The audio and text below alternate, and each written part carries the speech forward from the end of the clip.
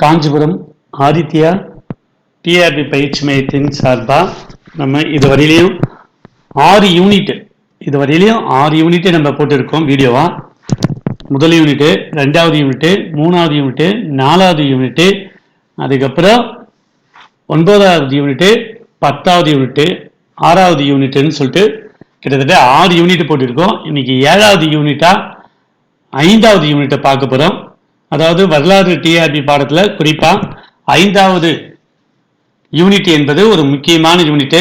ஏன்னா குறிப்பாக அது டிஎன்பிசி ஓரியன்டான ஒரு பகுதி.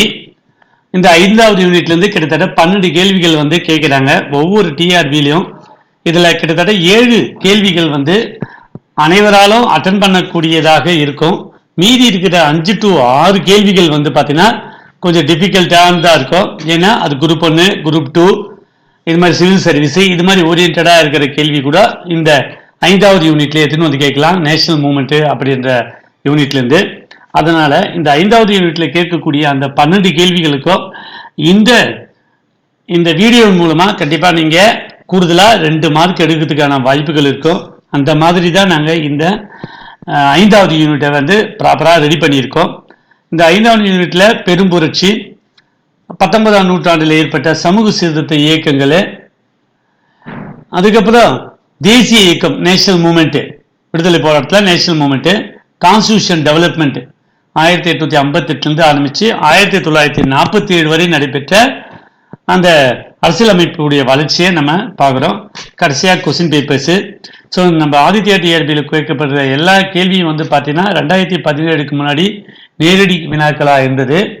அடுத்தது இதுக்கப்புறம் 2017க்கு அப்புறம் நம்ம சென்ட்ரல்லேருந்து கேட்கப்படக்கூடிய அனைத்து கேள்விகளும் வந்து பார்த்தீங்கன்னா ஓரளவுக்கு எல்லாமே நிறைய ஆப்ஷன் வச்சு, குறிப்பாக பொறுத்துக, பொருந்தாத இணை, பின்வருவற்றினை கவனி, சரியான கூற்றை தேர்ந்தெடு, கூற்று, காரணம், இது மாதிரி மல்டி பர்பஸில் அந்த கேள்விகளை நம்ம அமைச்சிருக்கோம். அதாவது அந்த வினாக்கள் உங்களுக்கு வந்து நல்ல பயனுள்ளதாகவே இருக்கும். இந்த முதல்ல சாப்டர் நம்ம பார்க்கறது வந்து சிப்பாய் கழகம். சிப்பாய் கழகம்னு பார்க்கும்போது 4 பார்த்தா நம்ம பிரிக்கலாம். சிப்பாய் கழகத்துடைய காரணம், அரசியல் காரணம், பொருளாதார காரணம், சமூக காரணம், அதுக்கப்புறமா உடனடி காரணம்னு பார்ப்போம். சிப்பாய் கழகத்தில் யாரெல்லாம் கலந்துக்கிட்டாங்க, சிப்பாய் கழகத்துடைய போக்கு என்ன, சிப்பாய் கழகத்தில் எந்த பகுதி முதலாக கைப்பற்றப்பட்டது, எந்த பகுதி முதலாக ஆங்கிலேயர்களால் கைப்பற்றப்பட்டது, எந்த பகுதி ஆங்கிலேயர்களால் கடைசியாக கைப்பற்றப்பட்டது, இது மாதிரி நிறைய கேள்விகளை கேட்கலாம். ஸோ சிப்பாய் கழகத்தை பற்றி யாரெல்லாம் என்னென்ன கூற்றுகளை சொல்லியிருக்காங்க, இது எல்லாமே நம்ம இந்த வீடியோவில் குறிப்பாக இந்த ஸ்கிரீனில் பார்க்கலாம்.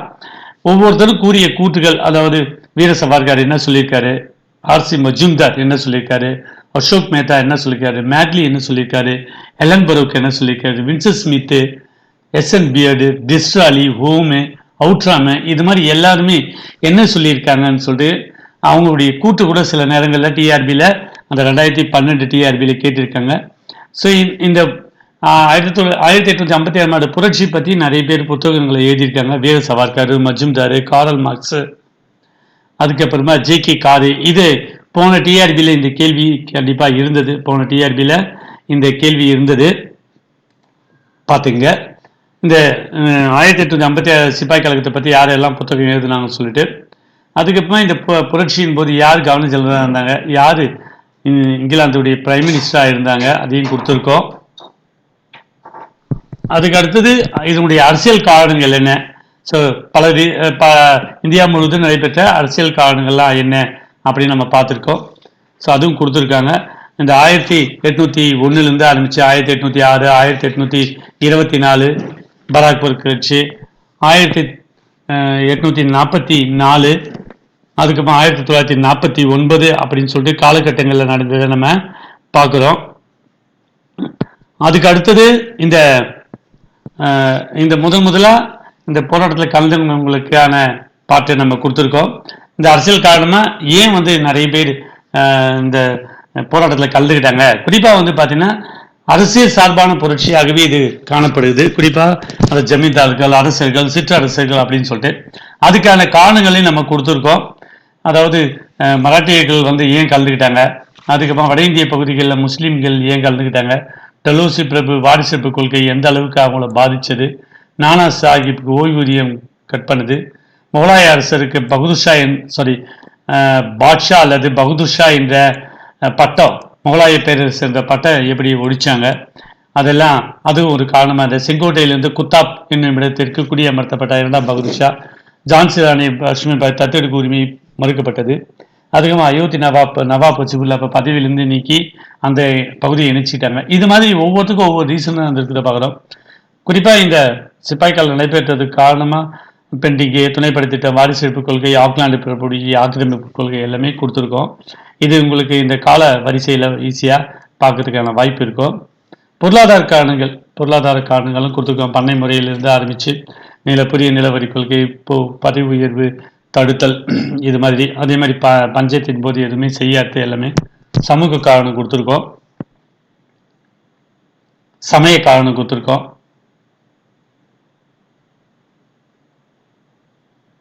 இராணுவ காரணம் கொடுத்துருக்கோம், உடனடி காரணம் சிப்பாய் கழகத்துக்கான உடனடி காலம் குழப்பு தடுப்பட்ட தோடாக்களை பயன்படுத்தியது, முதலில் கலவரம் வெடித்த இடம், கழகம் வெளிப்படையாக வெடித்த இடம் எது, கழகக்காரருக்கு முதல் கைப்பற்றிய பகுதி எது, டெல்லி, சிப்பாய் கழகத்தின் காரணமானவர் யாரு, சிப்பாய் கழகத்தின் முதல் கைப்பற்றப்பட்ட இடம் எது, சிப்பாய் கழகம் முடிந்த நாள் எது. ஸோ இந்த மாதிரி டேபிள் பற்றி சிம்பிளிஃபை பண்ணி கொடுத்துருக்கோம். சிப்பாய் கழகத்துக்கு காரணமானவர் மங்கள் பாண்டேவை கைது செய்ய ஈஸ்வரி பிரசாத். இது மாதிரி புரட்சி பதவி இடத்தை கொடுத்துருக்கோம். மீரட்டு அதுக்கப்புறமா கல்கத்தா, டெல்லி, கான்பூர், குவாலியர், லக்னோ, மத்திய இந்தியாவில் ஜான்சி ராணி, பெய்ரலி, காசியில் கர்னல், காசியில் பரவந்து, பீகாரில் கலந்து கொள்ளாதவர்கள், இது அடிக்கடி கேட்குறாங்க, சிப்பாய் கழகத்தில் கலந்து கொள்ளாதவங்க யாருன்னு சொல்லிட்டு. இங்கே குத்துக்கும் காஷ்மீர், சலபர்ஜங், ஹைதராபாத்து, நேபாளம், போபால், நடுத்தர மக்கள், சீக்கியர்கள், ராஜபுத்திரர்கள், மராட்டியர்கள், சிந்தியா, நிஜாம், கெய்க்வாட்டி இவங்கெல்லாம் கலந்துக்கல. தென்னிந்தியாவும் கலந்துக்கல, பஞ்சாபும் கலந்துக்கல, வங்காளமும் கலந்துக்கல, படித்த அறிவுஜீவிகள் கலந்துக்கல. ஸோ யார் எப்பப்போ கலந்துக்கினாங்க, கலந்து கொள்ளப்பட்ட இடம், கலந்து கொண்ட அரசர், அவங்களுடைய முடிவு என்ன, அந்த பகுதியை மீட்டவர் எப்போ தொடங்கிச்சு, எப்போ மீண்டதுன்னு சொல்லிட்டு. ஸோ இந்த சிப்பாய் கழகத்திலேருந்து எந்த கேள்வி கேட்டாலும் இந்த டாப்பிக்கிலேருந்து கேட்கும்போது கண்டிப்பாக நம்முடைய மெட்டீரியலில் அதுக்கான விடையை கொடுத்துருக்கோம். யார் தூக்கிலிடப்பட்டாங்க, யார் நாடு கடத்தப்பட்டாங்க, யார் புரட்சியின் போது பலியானாங்க, யார் நேபாளத்தில் தஞ்சம் அடைஞ்சாங்க, யார் நேபாளத்துக்கு ஓடினாங்க. ஸோ இது எல்லாமே நம்ம கொடுத்துருக்கோம். தோல்விக்கான காரணங்களும் கொடுத்துருக்கோம். டெல்லியை மீட்க ஆங்கிலேயருக்கு உதவி பண்ணது யார், சீக்கியர்கள். லக்னோவை மீட்க ஆங்கிலேயருக்கு உதவி யார், கூர்க்குகள். ஸோ இது மாதிரி அழகாக நம்ம கொடுத்துருக்கோம் தனிப்பட்ட முறையில். அதுக்கப்புறமா கானிக் பிரபு, இந்த சிப்பாய் கழகத்தின் போது இருந்த கானிக் பிரபு கொடுத்துருக்கோம். கானிக் பிரபுடைய ரோல் இல்லை. வெள்ளை புரட்சி, விக்டோரியா மகாராணுடைய பேரறிக்கை. ஸோ புரட்சிக்கு பிறகு ஆங்கிலேயர்கள் பின்பற்றிய கொள்கை டிவைடன் அண்ட் ரூல் பாலிசி, பிரித்தாளும் கொள்கை. இதுக்கு முன்னாடி பார்த்தீங்கன்னா ஆக்கிரமிப்பு கொள்கைன்னு இருக்கும். அது உள்ள நம்ம ஆங்கிலேயர் காலத்தில் என்னென்ன கொள்கையை ஃபாலோ பண்ணாங்கன்னு ஒரு டாப்பிக்கே கொடுத்துருக்கோம், அதை பார்க்கலாம். ஸோ இந்த சிவில் சர்வீஸ் சம்மந்தமாக எந்தெந்த 1876 சிவில் சர்வீஸ் மொத்த ரோலும் இதில் இருக்கும். இதை தாண்டியே நிறைய கேள்வி கேட்குறாங்க, பார்த்துங்க. சிவில் சர்வீஸுடைய வளர்ச்சி, என்னென்ன கமிஷன்லாம் போட்டாங்கன்னு, மேற்கத்திய கல்வி,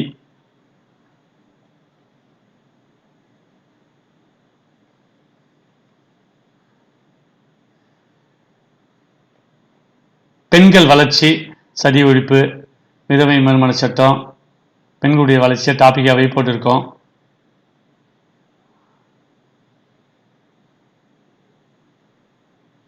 அடிமை முறை, குழந்தை மனம், பெண் சிசு கொலை, முத்துலட்சுமி ரெட்டியுடைய ரோலு, கந்தூரி வீரேசலிங்கம் போன தடவை கேட்டிருந்தாங்க. தென்னிந்தியா வித்யாசாகர் என்று அழைக்கப்பட்டவருக்கு யார் கேட்டிருந்தாங்க. ராஜமுந்திரி ரிஃபார்ம்ஸ் அசோசியேஷன் தொடங்கினது யார் கேட்டுக்கிறாங்க. விதவை மறுமணம், பெண்களுக்கு முக்கியத்துவம் கொடுத்து கேட்டுக்கிறாங்க. ஃபாதர் ஆஃப் இந்து போயட் கேட்டிருக்காங்க. அதே மாதிரி ராஜசேகர சரிதமும் ஒரு தடவை கேட்டிருக்காங்க. முக்கிய இயக்கங்கள், ஸோ காங்கிரஸ் கட்சி தொடங்குறதுக்கு முன்னாடி அந்த முக்கிய இயக்கங்களும் கொடுத்துருக்கோம்.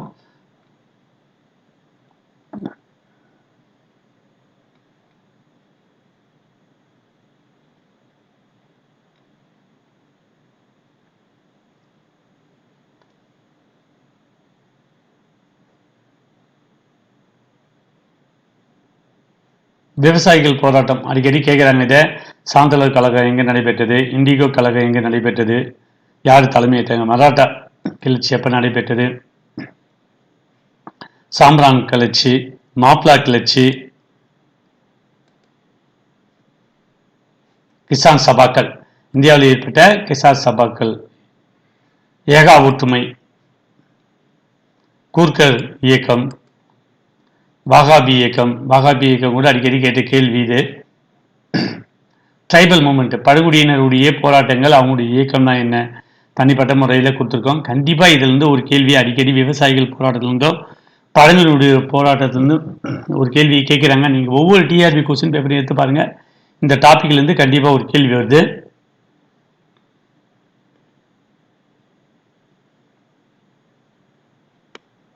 அதுக்கடுத்தது 19ஆம் நூற்றாண்டுடைய சமுதாய சீர்திருத்த இயக்கங்களில் பிரம்ம சமாஜத்தில் எல்லா ரோலுமே நம்ம கொடுத்துருக்கோம்.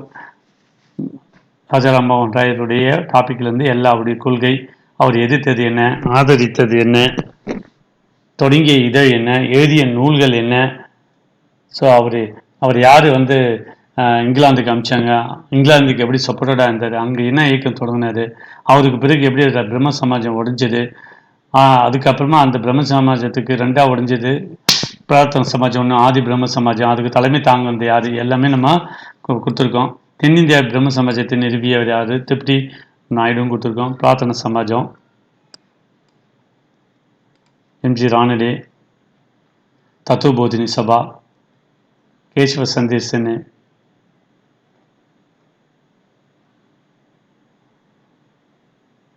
பிரம்ம சமாஜம் உடைஞ்சது, பிரம்ம சமாஜத்திலிருந்து பிரிஞ்சது, இது எல்லாமே ஆத்மீய சபைக்கு பிரம்ம சமாஜம் பிரிஞ்சது பிரார்த்தன சமாஜம், தத்துவபோதினி சபா, தென்னிந்திய பிரம்ம சமாஜம், முற்போக்கு பிராமஸ், இதுவும் தடவை கேட்டுக்கலாம். முற்போக்கு பிரம்ம சமாஜம் தொடங்குது யார், கேசவ சன்னே.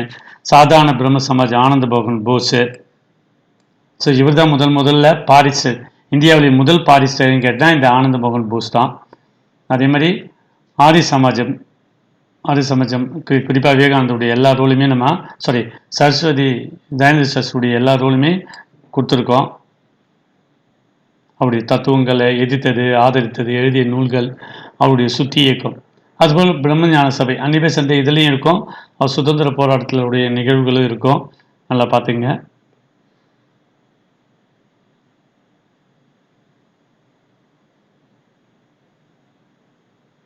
இதெல்லாம் கேட்டு தான் இந்தியா தன்னாட்சி பெறுவது தான் அவருடைய முக்கிய ரோலு.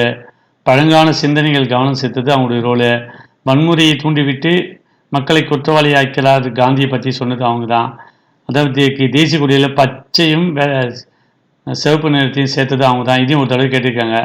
தேசிய இயக்கத்தை ஊக்குவிக்க அவங்க தொடங்கிய பத்திரிகை எதுன்னு கேட்டிருக்காங்க. காமன்வெல்த் பார்த்துங்க.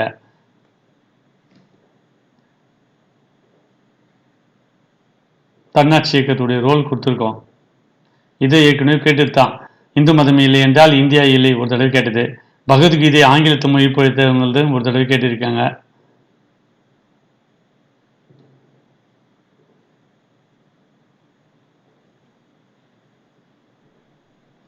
இது வங்காள இளம் வங்காள இயக்கம் கேட்டிருக்காங்க. பரமஹம்சர், விவேகானந்தர்,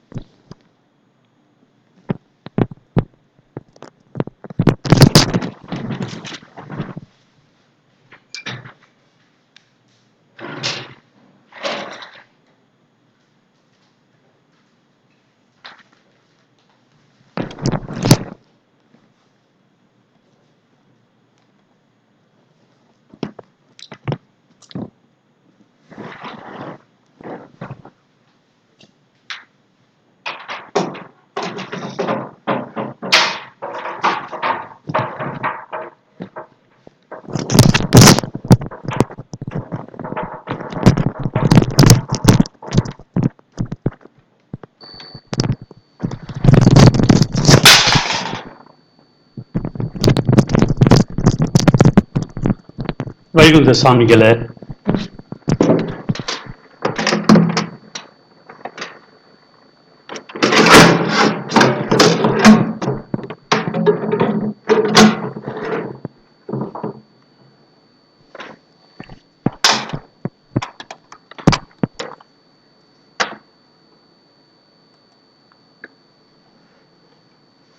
ஈஸ்வர் சந்திர வித்யாசாகர், ஜோதிராவ் பூலே இல்லை ஜோதிபா பூலே, பண்டித வித்யாசாகர், பண்டித ஈஸ்வர் சந்திர வித்யாசாகர். கேஸ்ட் மூமெண்ட்டு இது கூட பல நேரங்களில் இந்த கேஸ்ட் மூமெண்ட்லேருந்து ஏதாவது ஒரு கேள்வியை கேட்குறாங்க. ஸோ முதல் தொடங்கப்பட்ட இயக்குனுடைய நேம்லாம் கேட்டுக்கிறாங்க.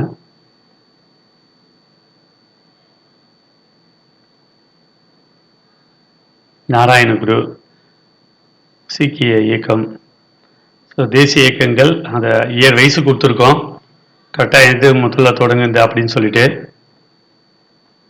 இந்திய தேசிய காங்கிரஸ்,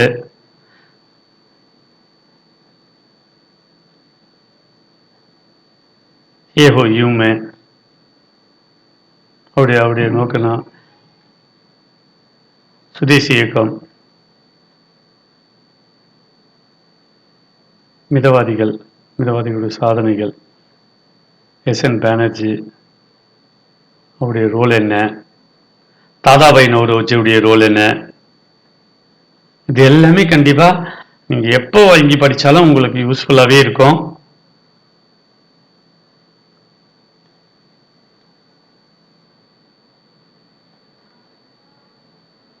ஸோ இந்தியாவில் முக்கியமான வழக்குகள்லாம் என்ன, குற்றச்சாட்டுகளை, தீர்ப்பு, இது எல்லாமே. ஸோ எல்லார் மேலேயும் இந்த வழக்குகளை எல்லாமே மீர்சதி வழக்கு, அரவிந்தர் கோஷ் மேலே, திலகர் மேலே கோஷ், இது எல்லாமே நம்ம தனித்தனி கொடுத்துருக்கோம். அதுக்குடைய ரிசல்ட்டும் கொடுத்துருக்கோம். சூரத் பிளவு, இந்த சமிதிகள்லாம் எப்போ தொடங்கினாங்கன்னு அழகாக கொடுத்துருக்கோம். தாகூர் சில நேரத்தில் கேட்குறாங்க. அஜித் சிங், பிரேந்திர குமார், காரகுடிக்கு வழக்கு, ஜேபி நாராயணன், அப்துல் கலாம் ஆசாத், அருணா ஆசாப் அலி, எம்எம் மாலவியா பற்றி ஒரு தடவை கேட்டிருந்தாங்க. சிஆர் தாஸ், மோதிலால் நேரு, ரோஷா மேத்தா, அம்பேத்கர் தொடங்கிய அனைத்து விதமான கட்சி அமைப்பு, பூனா ஒப்பந்தம் எல்லாமே நம்ம கரெக்டாக அவர் இறக்குற வரையிலையும் அவருடைய ரோலை கொடுத்துருக்கோம். அவர் எழுதிய நூல்களும் கொடுத்துருக்கோம். தீவிரவாதிகளுடைய காலம், அரவிந்தருடைய ரோல் எல்லாமே கொடுத்துருக்கோம். திலகருடைய ரோலையும் கொடுத்துருக்கோம். திலகர் தொடங்கிய பத்திரிகை. ஸோ லத்திராஜில் எப்போ அடிபட்டார், ஸோ லத்திராஜில் லத்தி கிளப் என்ற ஒரு அமைப்பை தொடங்கினார். எக்ஸிக்யூட்டிவ் டேக்ஸ், விற்பனை வரிக்கு, அதாவது சுக வரிக்கு எதிராக முதல் போராடினவர் தான் லாலா லஜபதி ராய். ஸோ லாலா லஜபதி ராயுடைய ரோலும் பெரிய ரோலாக இருக்கும். மாண்டலி சிலையில் எப்போ அவர் நாடு கடத்தப்பட்டாருன்னு கொடுத்துருக்கோம். அதே மாதிரி அவர் தடியடிப்பட்டது எப்போ, அவர் இறந்தது எப்போ, அது எல்லாமே நம்ம கொடுத்துருக்கோம். 1930 இறந்தது நவம்பர் 17. பகத்சிங்குடைய ரோல் என்னன்னு கேட்டால் கொடுத்துருக்கோம். சுக்தேவ், உத்தம் சிங், ராஜகுரு. ஸோ இவங்க 2 பேர் தூக்கிலிடப்பட்ட சுக்தேவ் எப்போ, ராஜகுரு எப்போ, பகத்சிங் எப்போ, உத்தம் சிங் எப்போ, சந்திரசேகர் ஆசாத், லாலா லஜபதி ராய், திலகர், ராஷ்பிகார் போஸ் உடைய ரோலு.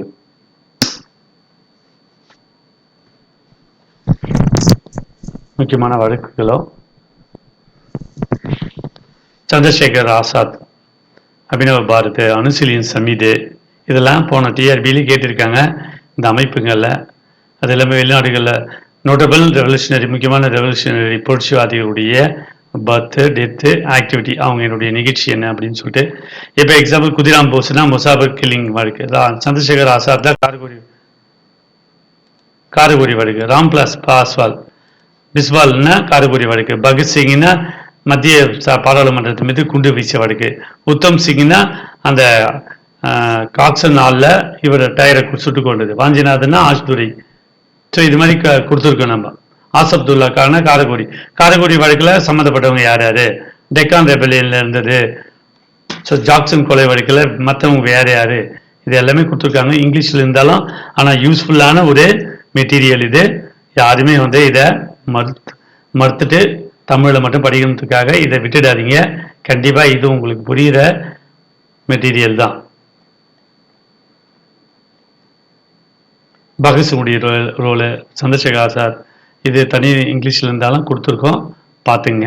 ஒரு 2-3 பேஜ் தான் இருக்கும். அது கல்பனா தத்து பீரு. ஆனால் இதெல்லாம் நம்ம ஒரு தடவை பார்த்தாலும் கண்டிப்பாக புரியக்கூடியது தான். ஓரளவுக்கு ஞாபகம் வச்சுக்கணும். நம்ம ஆப்ஷன்லேருந்து கட் பண்ணி ஆன்சர் பண்ணுறது தான். தீவிரவாதிகளுடைய பணிகள் வெளிநாட்டில் தொடங்கப்பட்ட புரட்சிகர இயக்கங்கள் இதுவும் அடிக்கடி கேட்கறது. வெளிநாட்டு இப்போ இந்திய சுயாட்சி சங்கம், அபினவ பாரத், இண்டிபெண்டன்ஸ் லீக், காதர் கட்சி, India independence league of government, interim government committee. So இது எல்லாமே பாரிஸில் யார் தொடங்க, மேடம் கமா. இந்த ஆளை வச்சே நம்ம கண்டுபிடிச்சிடலாம். டெல்லி தர்பார், காதர் கட்சி, தன்னாட்சி இயக்கம், அதில் எல்லாத்துக்கும் 1, 2 இதில் இருக்கும். இந்த தடவை ஒரு கேட்டிருக்காங்க. மெட்ராஸ் ஸ்டாண்டர்ட் என்ற பத்திரிகையை வாங்கி அதை நியூ இந்தியா என்று பெயரிட்டது இவங்க தான். அதே மாதிரி நியூ இந்தியா செய்தித்தாளை தடை செய்ததால் ஏற்பட்ட போராட்டத்தில் திலகரும் அன்னிபெசன்டும் கைது செய்யப்பட்டனர். ஸோ இவங்க கைது செய்யப்பட்டு எங்கே அடைச்சிருந்தாங்கன்னு சொல்லிட்டு பார்த்தீங்கன்னா, இந்த ஊட்டியில் இருக்கிற வெலிங்டனில் அன்னிபெசன்ட் அம்மையார் கைது செய்யப்பட்டு அடைக்கப்பட்டிருந்தாங்க. அது உங்களுக்கு 8வது யூனிட்டில் வந்து பார்த்தீங்கன்னா தமிழ்நாடு வரலாற்றில் கொடுத்துருப்போம் கொஞ்சம், அதில் தெரியும். தன்னாட்சி இயக்கத்தில் முதல் தொடங்குது யார், பூனால் தொடங்குது யார், சென்னையில் தொடங்குது யார், இதெல்லாம் தனி கொடுத்துருக்கோம். அதேமாதிரி லக்னோ மாநாடு இங்கே பாருங்கள். இது இப்போ ஒரு டிஆர்பியில் கேட்டுதான். மிதவாதிக்கு தீவிரவாதிக்கு இணைக்க பாடுபட்டவர் திலகர், காங்கிரஸும் முஸ்லீம் லீக்கும் இணைக்க பாடுபட்டவர் அன்னிபெசன்ட். ரவுலட் சட்டம் போட்டிருக்கோம். ஜாலியன்வாலாபாக் படுகொலை, கிலாபத் இயக்கம், காந்தி சகாப்தம்,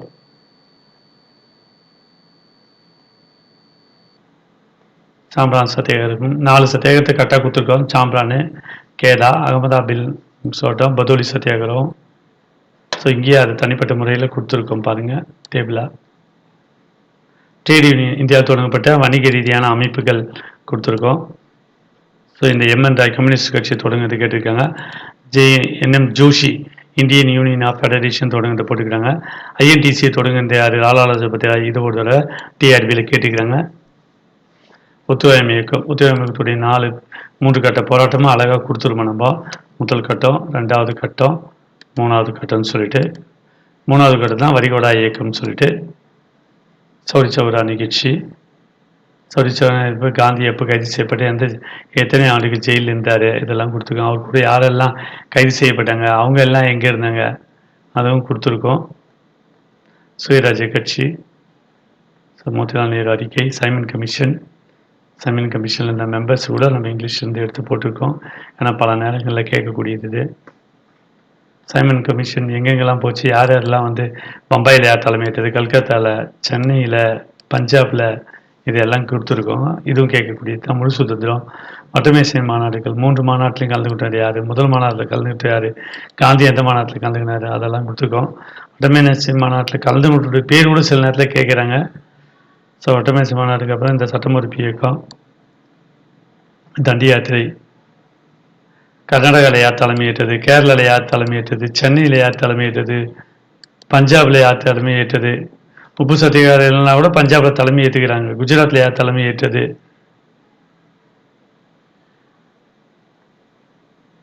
காந்தி இர்வின் ஒப்பந்தம், 2வது ஒட்டமேசை மாநாடு, 3வது ஒட்டமேசை மாநாடு, வகுப்பு கொடி, பூனா ஒப்பந்தம், இடைக்கால அரசில் யார் யாரெல்லாம் இருந்தாங்க கூட கொடுத்துருக்கோம். எந்தெந்த மாநிலங்கள்லாம் பார்ட்டிசிபேட் பண்ணாங்கன்னு. விடுதலை நாளாக கொண்டாடுறது இடைக்கால அரசு பதவி விலகினால ஜின்னாவுடைய அறிக்கை. அதுக்கு முஸ்லீம் இயக்கங்கள் என்னென்ன இருந்ததுன்னு சொல்லிட்டு அலிகார் இயக்கத்தில் ஃபுல்லாகவே கொடுத்துருக்கோம். முஸ்லீம் லீகு, இதுலேயும் இந்த 2 கேள்வி வருது. முஸ்லீம் லீகு, அலிகார் இயக்கம் ப்ளஸ் முஸ்லீமுடைய ரோல்னு சொல்லிட்டு. சிம்லா தூதுக்குழு, இக்பாலுடைய ரோல் என்ன, ஃபாதர் ஆஃப் பாகிஸ்தான்ற வார்த்தையை முத உருவாக்கணும் தான். பேக் டு ஏர்லி இஸ்லாம், அதேமாதிரி இன்குலாப் ஜிந்தாபாத் என்பது இவருடைய ஸ்லோகம் தான். முதல்ல ஜஹாதி ஜஹாத் அச்சான்ற பாடலை பாடந்தான் முகமது இக்பால் தான்.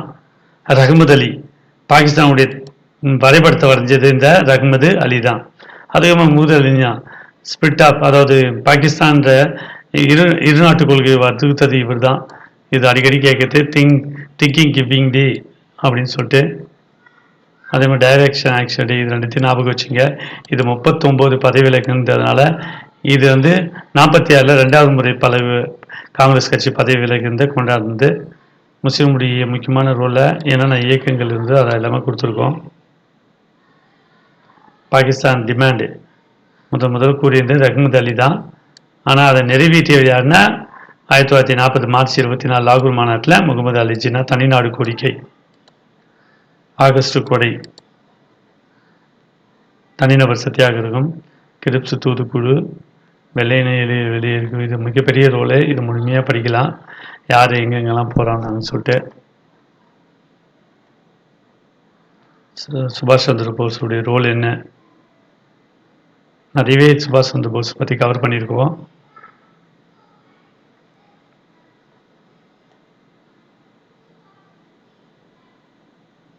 சுபாஷ் சந்திர போஸ் அமைச்ச இடைக்கால அரசில் யார் யாரெல்லாம் இடம்பெற்றிருந்தாங்க அப்படின்னு சொல்லிட்டு அழகாகவே கொடுத்துருக்கோம்.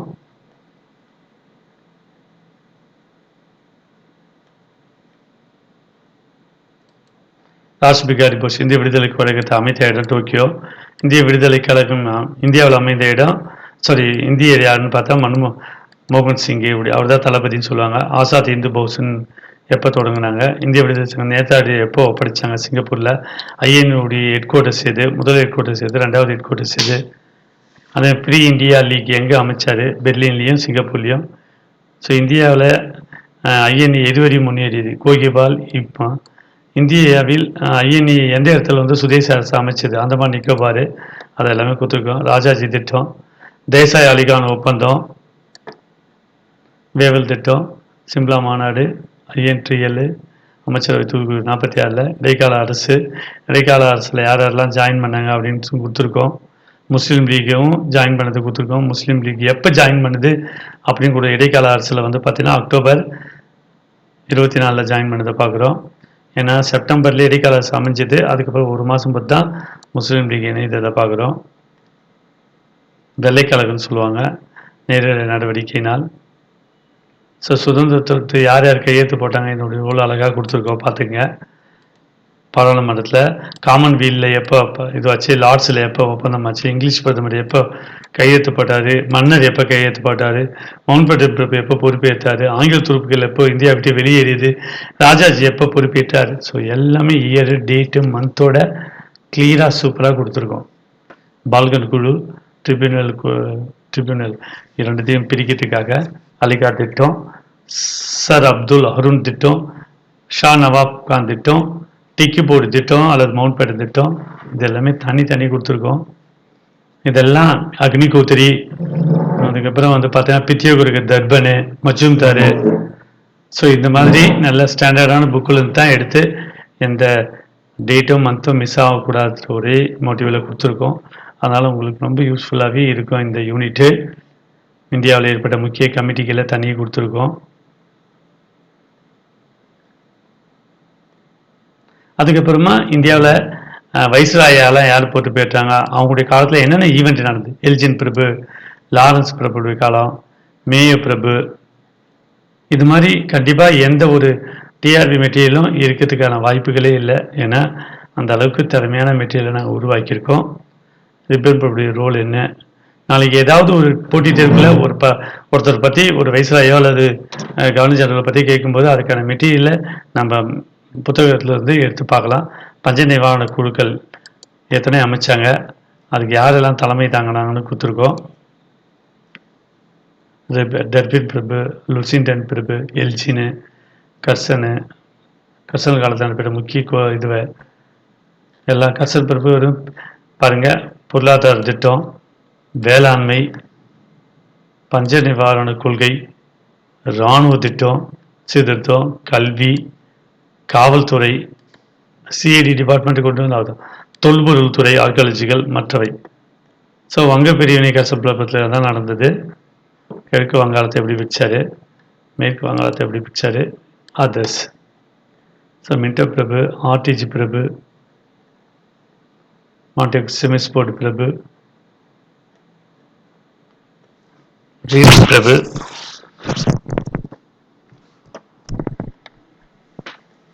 இபிட் பிரபு, வெலிங்டன் பிரபு, லின்லித்தோ பிரபு, வேவல் பிரபு, மவுண்ட் பேட்டன் பிரபு, ராஜாஜி.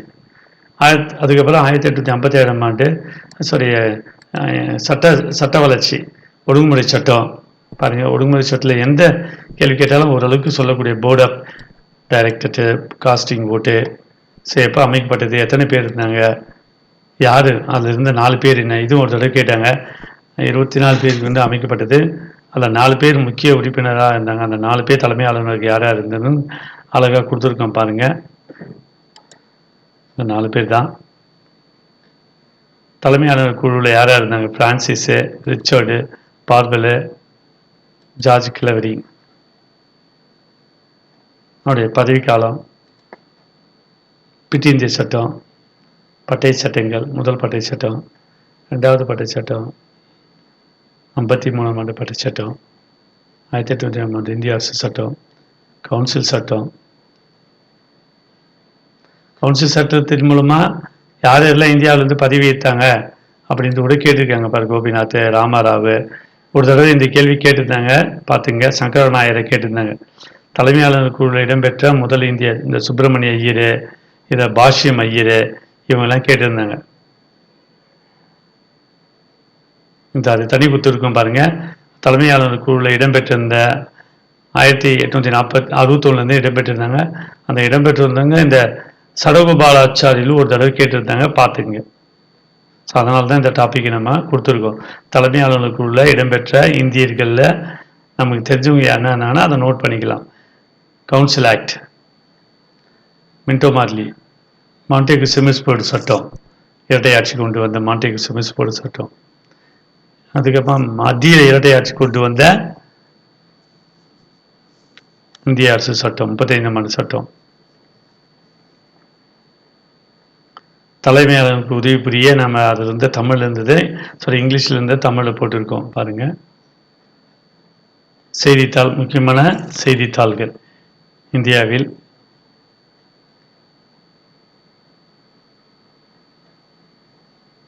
ஸோ அதுக்கப்புறம் இந்த 5வது யூனிட்டில் கேட்கப்பட்ட, நம்ம இன்ஸ்டியூட்டில் கேட்கப்பட்ட கேள்விகளை தனியாக கொடுத்துருக்கோம்.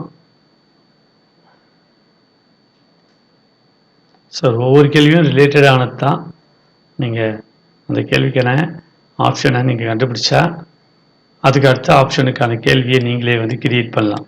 இப்போ எக்ஸாம்பிள், பிரம்ம சமாஜ் பெண் விடுதியை ஆதரித்தது, இந்திய பிற்போக்கு கொள்கையை வலியுறுத்தியது, பிரம்ம சமாஜ் விதவை மறுத்தை ஆதரித்தது. ஸோ மோனோதிசம் அல்லது நிர்பசுனா ஒரு கடவுள் கொள்கையை வலியுறுத்தியது. ஸோ இதில் இந்த மாதிரி கேள்வியை நீங்கள் படிச்சுட்டு ஆன்சர் பண்ணும்போது ஈஸியாக இருக்கும் உங்களுக்கு. 4 ஆப்ஷன் போது ஒவ்வொன்றுத்துக்கும் நம்ம தேடி தேடி பார்க்கும்போது இன்னும் படித்த மாதிரி வாய்ப்பு இருக்கிறத பார்க்கும்.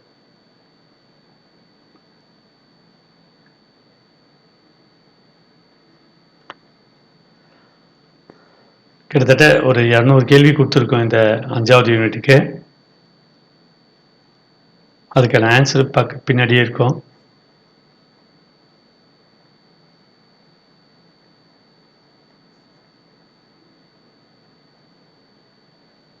இதெல்லாம் உங்களுக்கு ஃபாண்ட் மாறிடுச்சு. ஆனால் நீங்கள் மெட்டீரியல் கேட்கும்போது கண்டிப்பாக தெளிவான மெட்டீரியல் உங்களுக்கு அனுப்பி வைக்கப்படும்.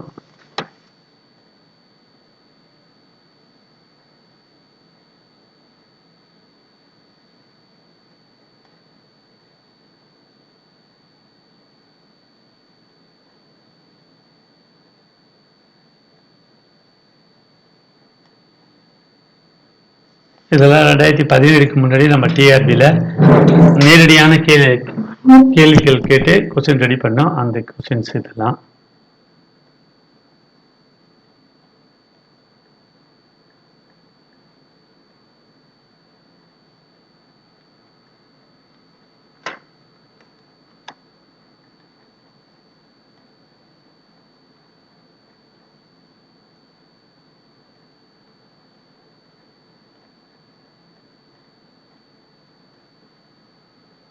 இந்த 2018 கேட்கப்பட்ட கேள்விகள் நம்ம சென்ட்ரல் 5வது யூனிட்ல.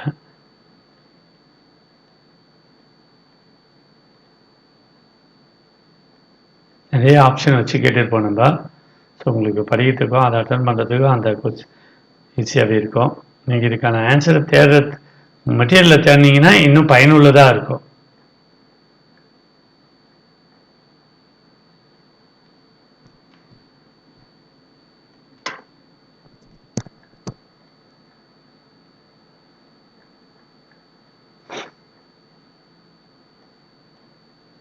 ஸோ டிஆர்பி தேர்வு எழுதும் அனைத்து வரலாறு பாட மாணவர்களுக்கு கடுமையாக உடைச்சாதான் கண்டிப்பாக ரிசல்ட் கிடைக்கும். நீங்கள் எந்த அளவுக்கு ஒவ்வொரு கேள்விகளுக்கும் ஆன்சரை மெட்டீரியலையும் புத்தகத்துலையும் தேடுறீங்களோ அந்த அளவுக்கு நீங்கள் வந்து பார்த்து நல்லா அண்டர்ஸ்டாண்ட் பண்ணி படிக்கலாம். ஒவ்வொரு கேள்வியும் ஆன்சர் பண்ணிட்டு போயிட்டே இருந்தீங்கன்னா அது வேஸ்ட்டு. ஒவ்வொரு கேள்வியும் வந்து பார்த்தீங்கன்னா நம்ம ஆன்சர் எழுதி அதை 4 பக்கமும் எழுதி குறுக்கு நெடுக்கும் பார்க்கணும். எந்த போராட்டத்தின் போது நேருவின் தந்தை மோத்திலால் நேரு இறந்தார் போது சட்டமறுப்பு வைக்கப்பட்ட அந்த ஏர் எழுதணும். நேருடைய ரோல் ஏதாவது இருக்கா அதை எடுத்து பார்க்கணும். ஏன்னா அடுத்த தடவை கேட்கும்போது அது மாதிரி தான் கேட்பான். வெள்ளையனே போராட்டமா, அந்த போராட்டத்தில் ஏதாவது பங்கு பெற்றாரா, இல்லை வெள்ளையனே போராட்டத்தில் வந்து நேரு எந்த சிறையில் இருந்தாரு, இது மாதிரி நமக்கு கிரியேட் பண்ணி அந்த ஆன்சர் எழுதலாம்.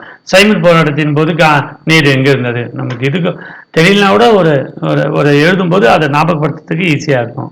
ஸோ டிஆர்பி தேர்வு எழுதும் மாணவர்களுக்கு மீண்டும் வாழ்த்துக்களை. நல்ல முறையில் தேர்வு எழுதுங்க. கண்டிப்பாக நீங்கள் இந்த வீடியோ பார்க்குற அனைவருமே டிஆர்பி தேர்வில் பாஸ் பண்ணணும்னு நான் கடவுளை வேண்டிக்கிறேன். தேங்க்யூ. அடுத்த வீடியோவில் நம்ம சந்திப்போம்.